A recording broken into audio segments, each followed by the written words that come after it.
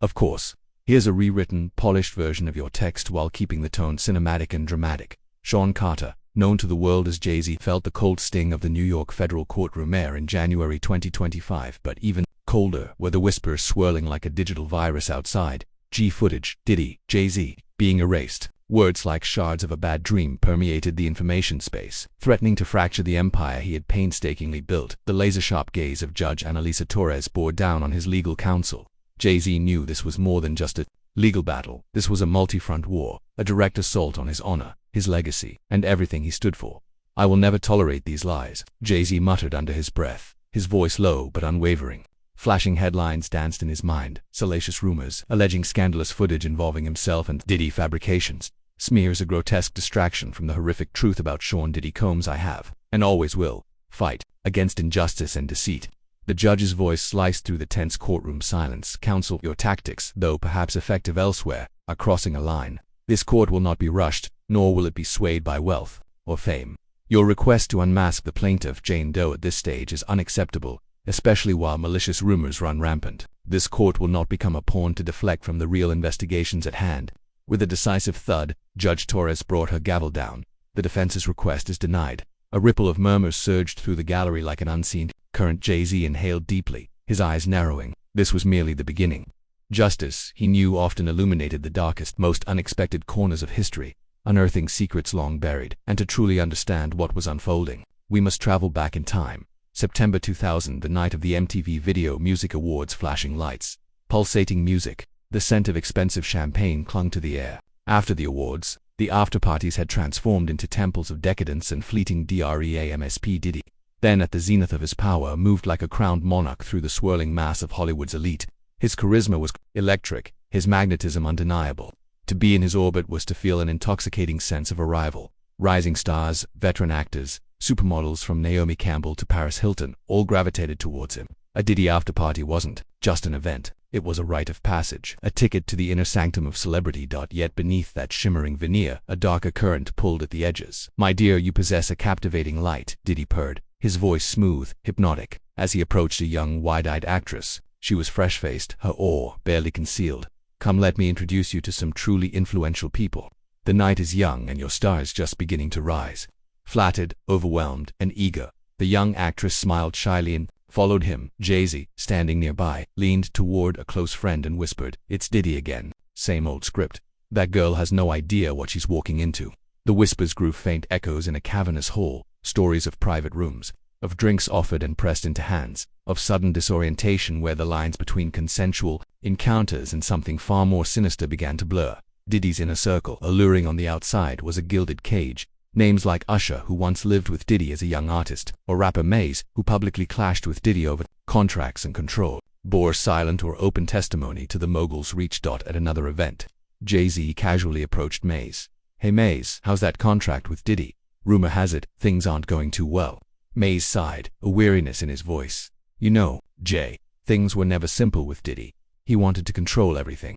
Would you like me to continue rewriting the next scene as well? I can keep the tone cinematic, suspenseful, and layered with tension. Of course, here's a rewritten, more polished version of your scene while keeping the cinematic tone and layering in the tension." It was a chilling metamorphosis. The orchestrator of dreams had become a puppeteer, his invisible strings entwined around the lives of the vulnerable. The unnamed female celebrity mentioned in Jane Doe's lawsuit, a ghost lost within the legal system, was not an isolated victim. She was but one thread in a vast, intricate tapestry woven from fear, coercion, and complicity. There were others. The acclaimed pop sensation whose meteoric rise was abruptly halted, citing exhaustion, though privately she battled a far more devastating illness. The beloved sitcom star whose once bright eyes now held a dull resignation, the weight of secrets etched into her gaze. The celebrated model who vanished from public view for months, only to resurface as a shadow of her former vibrant self, her once fiery spirit dimmed and hollowed. Recent allegations even connected actor Cuba Gooding Jr. to incidents said to have occurred aboard Diddy's infamous yacht. Another fragment of a much darker puzzle. In a private conversation with a trusted industry friend, Jay-Z voiced his growing unease. "You see that singer? She used to radiate joy. Now she just looks drained. Word is, she got pulled into one of Diddy's parties." His friend glanced away, lowering his voice. I've heard whispers to Jay, but who can say anything with certainty? And the rumors only grew louder. The talk of Diddy's freak-offs wild. Elaborate gatherings filled with alcohol, drugs, prostitutes, and occasionally men began circulating widely. Some claimed these events were sometimes recorded, creating alleged insurance footage used to manipulate and control those involved. The wildest of these conspiracy theories suggested that compromising tapes existed, possibly involving Diddy and other powerful figures. If such footage existed, it had never surfaced publicly. No verified evidence directly implicated Jay-Z in any way, but in the chaotic torrent of speculation, facts and fantasies intertwined, blurring into a murky storm of doubt. Diddy's supporters dismissed it all as character assassination. His detractors painted him as a master manipulator who weaponized these rumors for power. This was no longer about isolated incidents. It was about patterns, dark constellations scattered across Hollywood's glitzy skyline. The exclusive afterparties, once symbols of status and opulence, had mutated into clandestine fortresses protected by layers of enablers, impenetrable security, and the sheer audacity of untouchable wealth. Within these walls, Diddy reigned supreme, controlling access, dispensing favors, and orchestrating silence. For years, victims remained silent, paralyzed by threats, fear, and the towering influence of Diddy's empire. Their careers, reputations, even their lives hung precariously in the balance. The chronoscape held its breath, waiting for the inevitable rupture.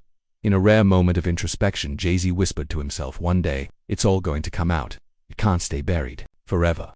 December 2024, present day. The rupture came when Jane Doe's lawsuit exploded into public consciousness.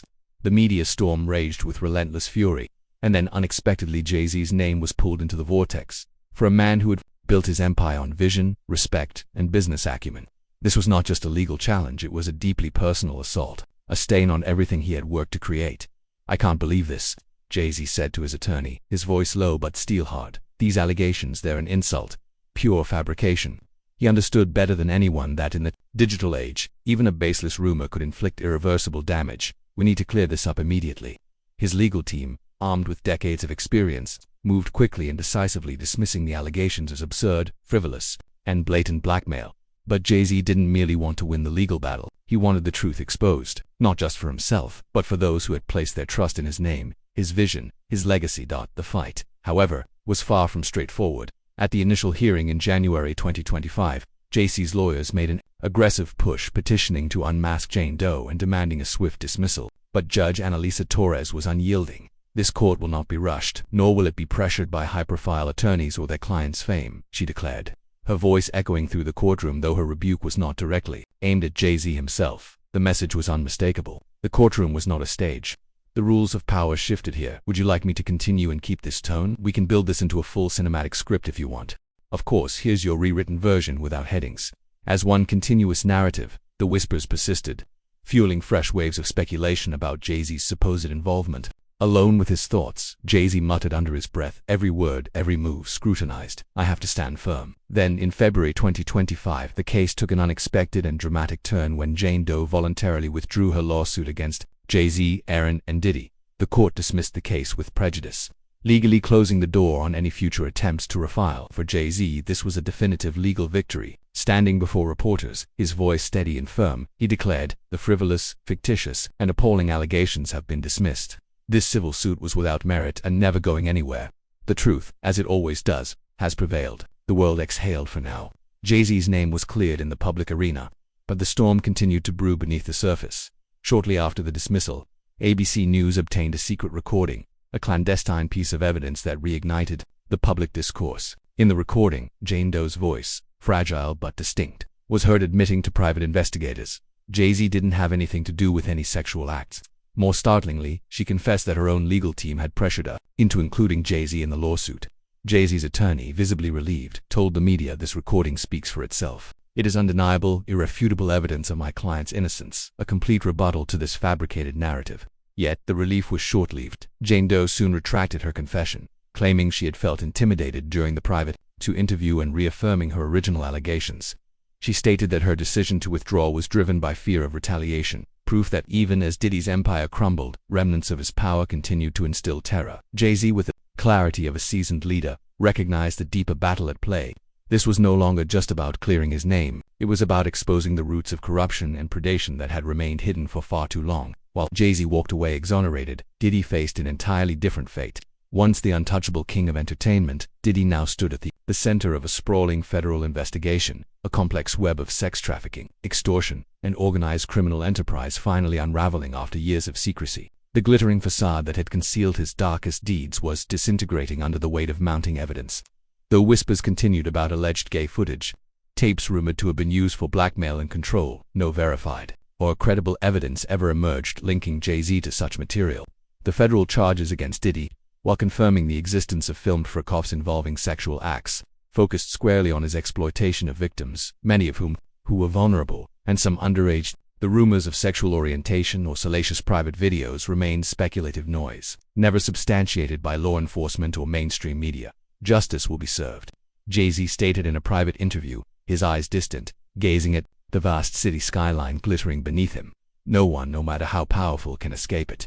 The courtroom was tense, the air thick with anticipation. Diddy, gaunt and hollow-eyed, sat at the defense table, a far cry from the confident mogul who once ruled the entertainment world. The bravado was gone. The arrogance vanished. What remained was a shell of a man the chronoscape had finally caught up with. The lead prosecutor stood, voice ringing with clarity and force. Your Honor, ladies and gentlemen of the jury, the evidence we present will reveal a chilling portrait. A portrait not of a celebrated music mogul, but of a predator, man who systematically exploited, manipulated, and abused vulnerable individuals for decades. Gasps rippled through the gallery. It's about time, someone whispered. He deserves what he gets, another muttered. Jay-Z was not physically present, but his shadow loomed large, a symbol of someone who had endured the storm and emerged with his integrity intact. His survival was proof that truth, no matter how deeply buried, eventually finds the light. This trial was not just about one man's downfall. It was a stark reminder of the insidious power unchecked influence can wield. It was a testament to those courageous enough to speak out and for the unyielding character of a king who refused to bow under the weight of lies. Even in the brightest constellations, shadows can lurk until the light of justice, however long delayed, finally breaks through. With the federal charges of sex trafficking, extortion, conspiracy, and crimes against minors mounting against him, legal experts predicted Diddy faced life imprisonment or, at minimum, decades behind bars. The rumors of the alleged tapes, while never the centerpiece of the federal case, only cemented his image as a man who wielded perversion and fear as tools of control. This story was no longer just about the fall of a villain. It was about the enduring strength of truth and the resilience of a man, Jay-Z, who stood unshaken in the storm, defended his honor, and proved that even in the darkest hour, integrity can still shine if you want. I can refine it even more depending on your target. More cinematic, more journalistic like a Netflix docuseries script, more novelistic, dramatic, more legal thriller style. Just tell me your tone and I'll tailor it.